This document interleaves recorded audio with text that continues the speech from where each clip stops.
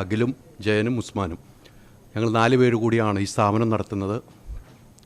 നമുക്കൊരു 250 Facebook പേജുണ്ട്, 50 YouTube ചാനലുണ്ട്, 10 ഇൻസ്റ്റയുണ്ട്. ഇത്രയും വലിപ്പമുള്ള ഒരു പ്രസ്ഥാനമാണ് നമ്മുടെ. അപ്പം എന്തുകൊണ്ടും നമുക്കൊരു അവാർഡ് ഷോ നടത്തിക്കൂടാ. സാധാരണ ഇന്ന് വരെ ഒരു ഓൺലൈൻ മാധ്യമം കേരളത്തിൽ ഒരു അവാർഡ് ഷോ നടത്തിയിട്ടില്ല. അവാർഡ് ഷോയുടെ ഒരു പ്രത്യേകത എന്ന് വെച്ചാൽ നമ്മൾ മലയാള സിനിമ ഇന്ന് വരെ കാണാത്ത രീതിയിലുള്ള ഒരു അവാർഡ് ഷോ. അതാണ് നമ്മുടെ ഒരു കാഴ്ചപ്പാട്. ആ കാഴ്ചപ്പാട് നമ്മൾ കേരളത്തിലൊട്ടാകെ നടന്ന് പബ്ലിക് വോട്ടിങ് അത് ഇന്ന് വരെ നടക്കാത്തൊരു ശ്രമമാണ്. ഞാൻ റിപ്പോർട്ടർ ടി വി ഇരുന്നപ്പോൾ അത്തരമൊരു അവാർഡ് ഷോ നടത്തിയിരുന്നു. അത് നമുക്ക് വിജയമായിരുന്നു. അത് തന്നെയാണ് നമ്മുടെ ഒരു ഓൺലൈൻ മാധ്യമം ഇത്തരം രീതിയിൽ അത് തിരുവനന്തപുരം മുതൽ കാസർഗോഡ് വരെയുള്ള ഒരു യാത്രയായിരുന്നു. അത് പബ്ലിക് വോട്ടിംഗ് ആയിരുന്നു. അവരാണ് നമ്മളാണ് പൈസ കൊടുത്ത് സിനിമ കാണുന്നത്, നമ്മളാണ് പ്രേക്ഷകർ. നമ്മൾ വേണം, ഒരു ജൂറിക്കപ്പുറം നമ്മൾ വേണം ഈ താരങ്ങളെയും ടെക്നീഷ്യന്മാരെയും തിരഞ്ഞെടുക്കുക എന്നൊരു ആശയമായിരുന്നു നമ്മുടെ മുന്നിലുണ്ടായിരുന്നത്. അങ്ങനെ ഒരു യാത്ര തുടങ്ങി. യാത്ര അവസാനിച്ചു. 2.25 ലക്ഷം പേരാണ് വോട്ട് ചെയ്തത്. അതിൽ ഓൺലൈൻ വോട്ടിങ്ങും ഉണ്ടായിരുന്നു, ഓഫ്ലൈനും ഉണ്ട്. ഓൺലൈൻ വോട്ടിങ്ങിൽ 75,000 പേര് വോട്ട് ചെയ്തു. അത് വളരെ കുറച്ച് ദിവസങ്ങളാണ് നമ്മളതിന് കൊടുത്തുള്ളൂ. അങ്ങനെ മൊത്തം 2.25 ലക്ഷം പേർ വോട്ട് ചെയ്ത് അതിൽ നിന്നാണ് നമ്മൾ സെലക്ഷൻ നടന്നത്. പക്ഷേ അന്ന് ഈ ഇലക്ഷൻ തിരഞ്ഞെടുക്കുന്നതിന് വേണ്ടി നമ്മൾ ജൂറി അംഗങ്ങളുണ്ടായിരുന്നു. ഒന്ന് സോഹൻ സീൻലാലായിരുന്നു, ഒന്ന് ജിബു ജേക്കബായിരുന്നു, സുദീപായിരുന്നു. ഇവരായിരുന്നു ഈ ഏതൊക്കെ സിനിമ വേണമെന്ന് തിരഞ്ഞെടുത്തത്. അതിനെക്കുറിച്ച് കൃത്യമായി പറയാൻ അതിൻ്റെ ജൂറിയുടെ അംഗമായ സോഹനാണ് ഇവിടെ ഉള്ളത്. സോഹനാണ് അതിനെക്കുറിച്ച് വിവരിക്കുക. പിന്നെ ഷോയുമായി ബന്ധപ്പെട്ട് ഷോയുടെ ഡയറക്ടർ ബാബുചേട്ടനാണ്, ഇടവേള ബാബുചേട്ടനാണ് ഷോ ഡയറക്റ്റ് ചെയ്യുന്നത്. അതോടൊപ്പം ഞങ്ങൾക്ക് എന്നും ഈ ഷോയുടെ ഏറ്റവും കൂടുതൽ സപ്പോർട്ടിംഗ് ആയിട്ടിരിക്കുന്ന ടിനിയും കൈലാഷും സരയും ബാബുരാജുമാണ്. ഇവരാണ് പിന്നെ ഷോയ്ക്കും മറ്റ് എല്ലാ നമ്മുടെ ഈ പ്രൊഡക്ഷനുമായിട്ട് ബന്ധപ്പെട്ട് എല്ലാത്തിനും കൂടെ നിൽക്കുന്നത്. അപ്പം ഈ ഒരു പ്രഖ്യാപനം ഇന്ന് ആർക്കൊക്കെയാണ് അവാർഡ് ലഭിച്ചിരിക്കുന്നത് ഇതുവരെ നമ്മൾ ആരോടും പറഞ്ഞിട്ടില്ല. വോട്ടിംഗ് കൗണ്ടിങ് കഴിഞ്ഞു. ആ കൗണ്ടിങ്ങൊക്കെ ഭയങ്കര ഒരു റിസ്ക്കായിരുന്നു. നമ്മൾ ഓരോ ദിവസവും യാത്ര ചെയ്യാൻ വേണ്ടിയിട്ട് ലക്ഷക്കണക്കിന് വോട്ട് നമ്മളൊരു 25 പേരിരുന്ന് സെലക്ട് ചെയ്ത് തിരഞ്ഞെടുത്താണ് പോകുന്നത്. വോട്ടിംഗ് കൗണ്ടിങ് തന്നെ ഭയങ്കര രസമാണ്. ഇതൊക്കെ അന്ന് ഷോയ്ക്കാണ് നമ്മൾ കാണിക്കുന്നത് എങ്ങനെയായിരുന്നു എന്നുള്ളത്. ആ ഒരു വലിയ ഒരു ദൗത്യമാണ് ഞങ്ങൾ ഏറ്റെടുത്ത് നടത്തുന്നത്. അപ്പം നമ്മുടെ പ്രിയപ്പെട്ട മാധ്യമം നമ്മളും സാറ്റലൈറ്റിലും മെയിൻ പ്രിൻ്റ് മീഡിയയിൽ നിന്നും വന്നൊരു വ്യക്തിയാണ്. അതുകൊണ്ടാണ് നിങ്ങളുടെ കൂടെ തന്നെ ഇതൊന്ന് ഷെയർ ചെയ്യണം, പ്രഖ്യാപനം വേണമെന്നുള്ള ആഗ്രഹം. അതാണ് ഞങ്ങൾ പ്രസ് ക്ലബ്ബിൽ തന്നെ എത്തിയത്. എന്തായാലും ആ ജൂറിയുടെ കാര്യങ്ങളും പ്രഖ്യാപനവും സോഹനാണ് നടത്തുന്നത്. ജൂറി അംഗമെന്നുള്ളത് സോഹനിലേക്ക് മൈക്ക് കൈമാറുകയാണ്. സത്യത്തിൽ വളരെയധികം അഭിമാനത്തോടു കൂടിയിട്ടാണ് നിൽക്കുന്നത്. കാരണം 2025 184 ചിത്രങ്ങളിൽ നിന്നും എല്ലാ കാറ്റഗറിയിലേക്കും 5 സെലക്ഷൻ വീതമാണ് ഞങ്ങൾ പ്രാഥമിക ജൂറി ജനങ്ങൾക്ക് വോട്ട് ചെയ്യാനായിട്ട് നൽകിയത്. അഭിമാനം തോന്നാൻ കാരണം 1-2 ടോക്സിൻ്റെ പ്രതിനിധികൾ ഏറ്റവും ട്രാൻസ്പെറൻ്റായി എങ്ങനെയാണോ ജനങ്ങൾ വോട്ട് ചെയ്തത് ഓൺലൈനിലും ഓഫ്ലൈനിലുമായി കൃത്യമായി ആ വോട്ട് ഏറ്റവും കൂടുതൽ ലഭിച്ചവർക്ക് ആ അവാർഡ് കൊടുത്തു എന്നുള്ളത് ഞങ്ങൾക്കും അഭിമാനമുണ്ട്. അതാണ് ഞാൻ പറഞ്ഞത്. എന്തായാലും അവാർഡ് ഡിക്ലറേഷനിലേക്ക് പോവാം. മികച്ച സിനിമ.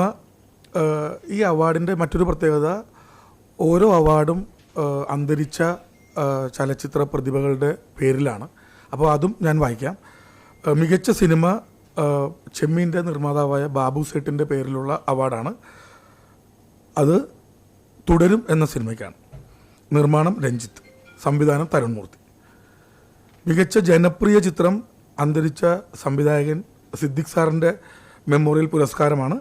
അതും തുടരും എന്ന ചിത്രത്തിനാണ്. നിർമ്മാണം രഞ്ജിത്ത്, സംവിധാനം തരുൺമൂർത്തി. മികച്ച സംവിധായകനുള്ള അവാർഡ് ഷാഫി മെമ്മോറിയൽ പുരസ്കാരമാണ്. അത് നേടിയിരിക്കുന്നത് തരുൺമൂർത്തിയാണ്. ചിത്രം തുടരും. മികച്ച നടനുള്ള അവാർഡ് ശ്രീനിവാസൻ്റെ ഓർമ്മയിലുള്ള അവാർഡാണ്. തുടരും എന്ന ചിത്രത്തിന് മോഹൻലാൽ കരസ്ഥമാക്കിയിരിക്കുന്നു. മികച്ച നടി KPC ലളിത മെമ്മോറിയൽ പുരസ്കാരമാണ്. മികച്ച നടിയായി തിരഞ്ഞെടുക്കപ്പെട്ടിരിക്കുന്നത് കല്യാണി പ്രിയദർശനാണ്. ചിത്രം ലോക. മികച്ച സ്വഭാവ നടൻ അന്തരിച്ച നവാസ് ബക്കർ മെമ്മോറിയൽ പുരസ്കാരമാണ്. അത് ലഭിച്ചിരിക്കുന്നത് പ്രകാശ് വർമ്മയ്ക്കാണ്. ചിത്രം തുടരും. മികച്ച സ്വഭാവ നടി കൽപ്പന മെമ്മോറിയൽ പുരസ്കാരമാണ്. അത് ലഭിച്ചിരിക്കുന്നത് ഇത്തിരി നേരം, രേഖാചിത്രം എന്നീ ചിത്രങ്ങളിലെ അഭിനയത്തിന് സറിൻ ഷിഹാബിനാണ്. മികച്ച സംവിധായകൻ SP വെങ്കടേഷ് മെമ്മോറിയൽ അവാർഡാണ്.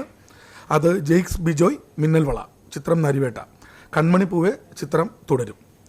മികച്ച ഗാനരചയിതാവ് ശ്രീ ഗിരീഷ് പുത്തഞ്ചേരി മെമ്മോറിയൽ പുരസ്കാരമാണ്. അത് ലഭിച്ചിരിക്കുന്നത് കൈതപ്പുറം ദാമോദരൻ നമ്പൂതിരിക്കാണ്.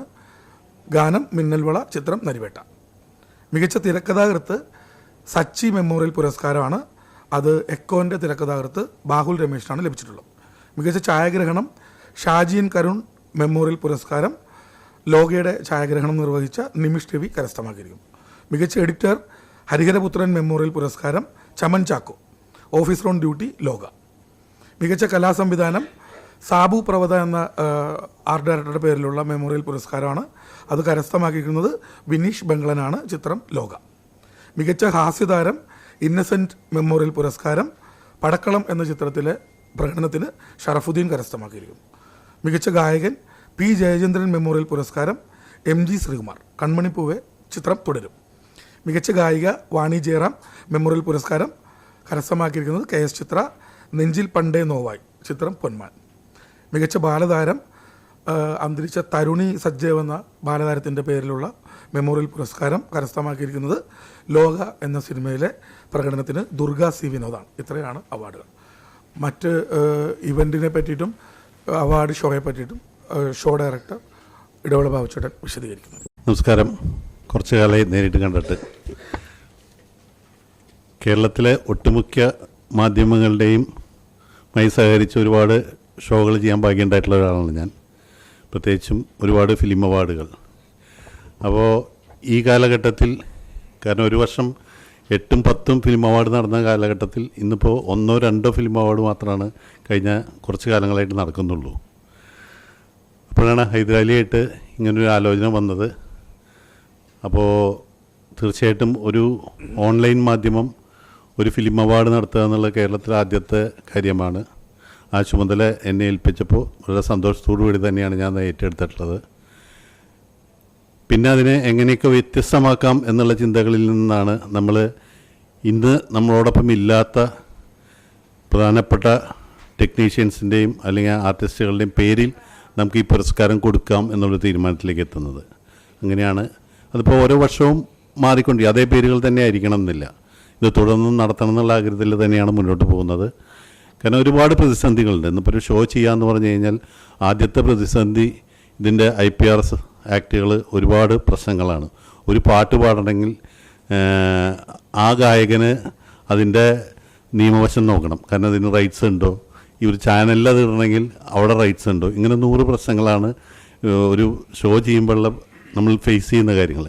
പിന്നെ നിയമപരമായിട്ട് ഇപ്പോൾ 10 മണിക്ക് നിർത്തണം. ഇപ്പം മദ്യശാലകൾ വരെ 12 മണിയൊക്കെ പോവുകയാണ്. പിന്നെയാണ് നമ്മൾ ഷോ അത് നിർത്തിയില്ലെങ്കിൽ അതിൻ്റെ കേസ് വേറെ. ഇങ്ങനെ ഒരുപാട് പ്രതിസന്ധികളിലാണ് ഇപ്പോൾ ഷോ പോയിക്കൊണ്ടിരിക്കുന്നത്. പ്രത്യേകിച്ച് കേരളത്തിലെ കാലാവസ്ഥ, ഏത് സമയത്തും മഴ പെയ്യാം. അപ്പോൾ ഒരു വലിയൊരു കോസ്റ്റ് നമുക്ക് ഒരു ഷോയ്ക്ക് വേണ്ടി ചിലവഴിക്കേണ്ടി വരികയാണ്. ഒരു വലിയ പന്തലും കാര്യങ്ങളൊക്കെ നമ്മൾ അഭിമുഖീകരിക്കുന്ന പ്രശ്നം. അതുകൊണ്ടാണ് ഈ ഷോകൾ കുറഞ്ഞു പോകുന്നത്.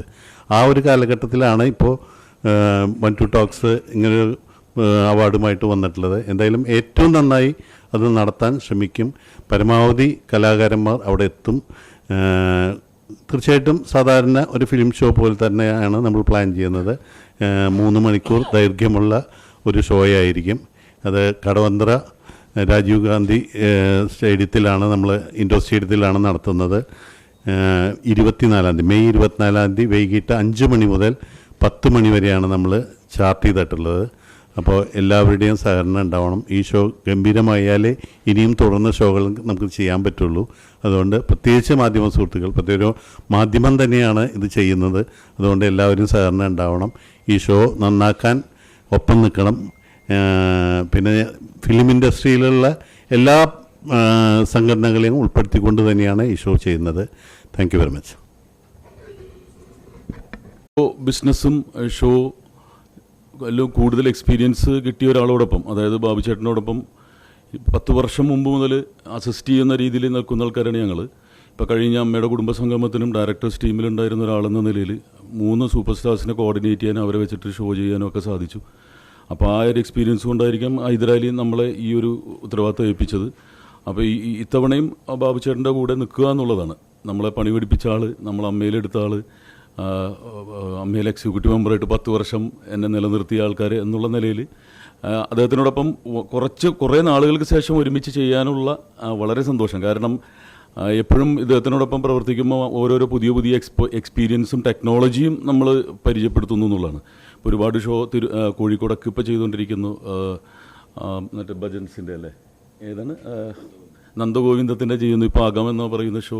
അതൊക്കെ വിഷ്വലി, കാരണം ഇപ്പോൾ കാലഘട്ടം മാറിയിട്ട് വിഷ്വലി ഇമ്പാക്റ്റ് ഉണ്ടാക്കുന്ന പുതിയ ടെക്നോളജിയിലേക്ക് ബാബുചേട്ടൻ കടന്നിരിക്കുന്നു. അപ്പോൾ അതിൻ്റെ കൂടെ പുതിയ അഡ്വാൻസ്ഡ് ആയിട്ടുള്ള ടെക്നോളജിയുടെ ഒപ്പം സഹകരിക്കുന്നതിൽ വളരെ സന്തോഷമുണ്ട്. ഇടവേള ബാബുചേട്ടൻ്റെ കൂടെയാണ് ഞാൻ ആദ്യമായിട്ട് ഈ ഷോസ് എന്ന് പറയുന്ന ഒരു എക്സ്പീരിയൻസ് എനിക്ക് ഉണ്ടായിട്ടുള്ളത്. അമ്മയുടെ ഷോസ് ഉൾപ്പെടെ പല ഷോസിലും അദ്ദേഹത്തിനൊപ്പം വർക്ക് ചെയ്യാൻ പറ്റിയിട്ടുണ്ട്. അപ്പോൾ വീണ്ടും അദ്ദേഹത്തിൻ്റെ ഷോസിൽ ഒന്ന് കൂടെ നിർത്തുന്നതിൽ വലിയ സന്തോഷം. തീർച്ചയായിട്ടും ഹൈദരാലി വളരെ വൈബ്രൻ്റായിട്ട് പല കാര്യങ്ങൾ കോർഡിനേറ്റ് ചെയ്യുകയും സംഘടിപ്പിക്കുകയും ചെയ്യുന്ന ആളാണ്. അപ്പോൾ അദ്ദേഹം ഇങ്ങനൊരു ജനകീയ ആശയം വെക്കുകയും, ഇപ്പോൾ തന്നെ കഴിഞ്ഞ ദിവസം സോഞ്ചേട്ടനും നമ്മളെല്ലാവരും കൂടിയുള്ളൊരു തൊടുപുഴയിലെ ലൊക്കേഷനിൽ വൺ ടു ടോക്സിൻ്റെ വണ്ടി എത്തുകയും ആ ലൊക്കേഷനിൽ ഉണ്ടായിരുന്ന മുഴുവൻ ടെക്നീഷ്യന്മാരും അത് ലൈവായിട്ട് നമുക്ക് ആർട്ടിസ്റ്റ് ഉൾപ്പെടെ അത് ഷൂട്ടിംഗ് കാണാൻ വന്ന നാട്ടുകാർക്ക് ഉൾപ്പെടെ ഇത് കൊടുക്കുകയും അതിൽ നിന്ന് ടിക്ക് ചെയ്യിപ്പിക്കുകയും അങ്ങനെ ഭയങ്കര ട്രാൻസ്പെറൻ്റായ ഒരു ഫുള്ളി ഇൻവോൾവ് ആയിട്ടുള്ള ഒരു പാർട്ടിസിപ്പേഷൻ പ്രേക്ഷകർക്കുള്ള ഒരു അവാർഡ്സാണിത്. അപ്പോൾ ആ അവാർഡ്സ് 24-ാം തീയതി ഏറ്റവും സന്തോഷമാവട്ടെ. മലയാളത്തിൻ്റെ ഏറ്റവും പ്രിയപ്പെട്ട കലാകാരന്മാരെ ആദരിക്കുന്ന ഒരു ചടങ്ങിൽ ശരിക്കും എല്ലാ കലാകാരന്മാർക്കും വേണ്ടതും അതുതന്നെയാണ്. അതിനെന്നും മലയാളികൾ വലിയ മനസ്സ് കാണിച്ചിട്ടുണ്ട്, നമ്മുടെ പ്രിയ കലാകാരന്മാരെ ആദരിക്കുക, ബഹുമാനിക്കുക എന്നുള്ളത്. അപ്പോൾ അതിനുള്ളൊരു കൂട്ടായ്മയിൽ കൂടെ നിൽക്കാൻ പറ്റിയതിൽ എനിക്കും പേഴ്സണലി സന്തോഷം. അപ്പം നല്ലതാവട്ടെ. Thank you.